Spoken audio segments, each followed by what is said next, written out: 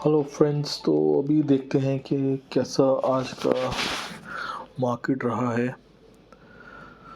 तो जैसा कि आपको मैंने कल ही बता दिया था कि आज ATH लगने के पूरे चांसेस हैं ऑल टाइम हाई निफ्टी में। दूसरा मैंने आपको बताया था कि कैप अप होगा। तो देखिए दोनों बातें पूरी ठीक हुई हैं। मैंने आपको ये भी बताया था कि सेकंड हाफ में ये नीचे जा सकता है, लेकिन सेकंड हाफ में ये ऊपर चला गया और इसने पूरा ब्रेकआउट दे दिया। तो फ्रेंड्स देखिए, मेरे ख्याल से मेरा ही एक ये चैनल था स्काई टेक एनालिस्ट, जिसने आपको ये कल बताया कि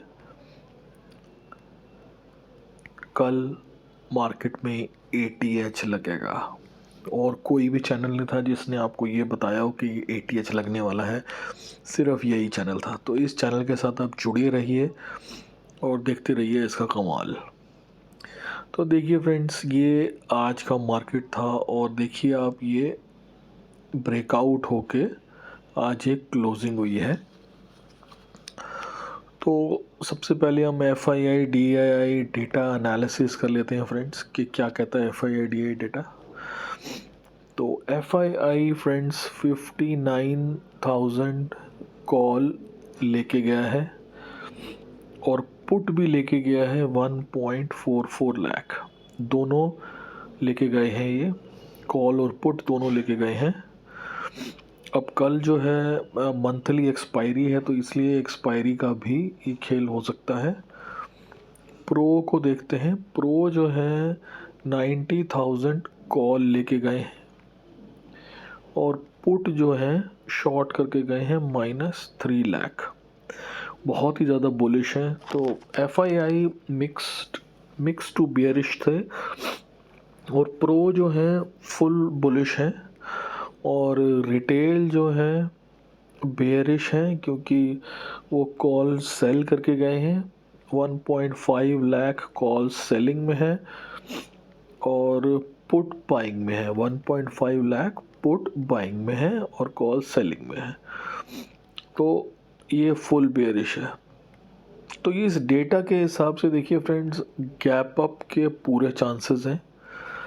70% चांसेस गैप अप के हैं और गैप अप भी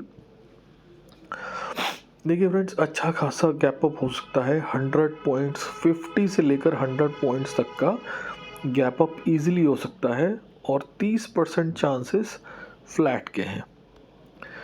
तो फ्रेंड्स 70% चांस गैप अप के हैं और 30% चांस फ्लैट के हैं।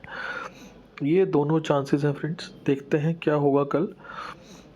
ठीक है, तो अब हम देख लेते हैं एस्ट्रो व्यू फ्रेंड्स ये कहता है कि कल मिक्स टू बुलिश, फिर से वही है, मिक्स टू बुलिश है। मिक्स टू बुलिश का मतलब ये है कि बाय ऑन डिप्स है, क्योंकि मैं ये लेके ही चल रहा हूँ कि गैप अप होएगा ही होएगा।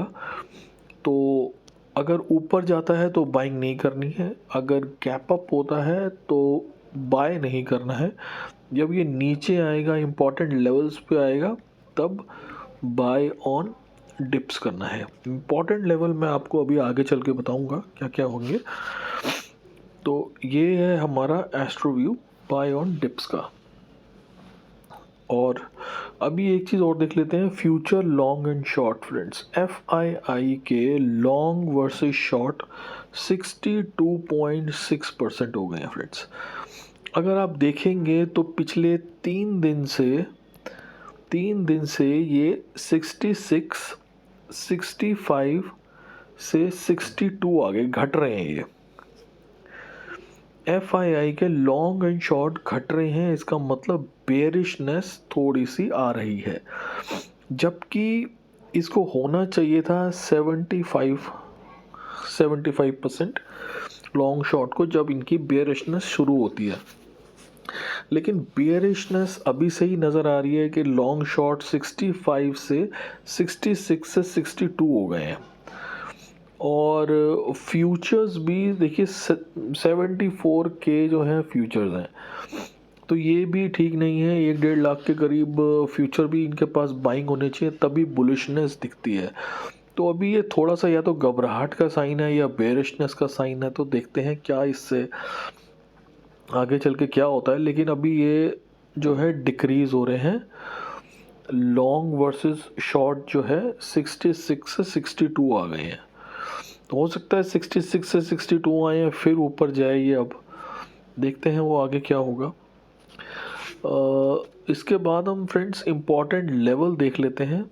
इम्पॉर्टेंट लेवल क्या कहते हैं, तो फ्रेंड्स ये मैंने 1 आवर का चार्ट लगा रखा है। फ्रेंड्स ये देखिए आप, ये एक ट्रेंड लाइन देखिए, पहली बार टकराया है यहाँ, दूसरी बार टकराया, तीसरी बार टकराया, चौथी बार और पांचवी बार आज इसने जो है इसका ब्रेकआउट किया है। एक ट्रेंड लाइन और भी ये बन रही है, इसका भी ट्रेंड लाइन का ब्रेकआउट हुआ है। 21,600 ये लेवल था, 21,620 का मैंने आपको ये लेवल बताया हुआ था कि 21,620 के ऊपर जाएगा तो ही ये बुलिश हो जाएगा।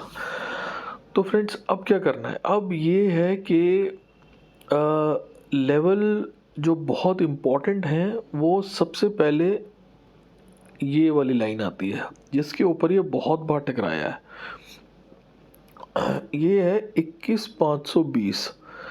इस लेवल पे आपको बाइंग करनी है फ्रेंड्स, बस 21,520, 21,620, 21,580, ये आप कुछ लेवल याद कर लीजिए, यहीं पे ही आपको बाइंग कर लेनी है बस।